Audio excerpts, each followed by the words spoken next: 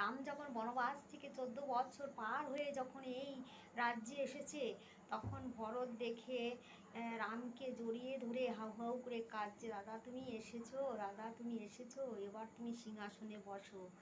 হ্যাঁ, তখন রাম জড়িয়ে ধরে ভরতকে বলল, ভাই রে, তুই এত ভালোবাসিস আমাকে, এত ভালোবাসিস, আমি কি করে তোকে ঋণ শোধ করবো তোমাকে, তুমি এত আমার ভক্ত, কিন্তু এরকম ভালোবাসে না, যে ভাই ভাইয়ের জন্য রক্তপান করে সব জাগা জমি নিয়ে যা করে, আর তুমি সেই দিকে একটুকু লোভ নাই, তুই আমার জন্য কার্য আমার জন্য বসে আছো। তাই শ্রীরাম ভরতকে জড়িয়ে ধরে ওকে ওকে জড়িয়ে ধরে কাঁদছে হাউ হাউ করে।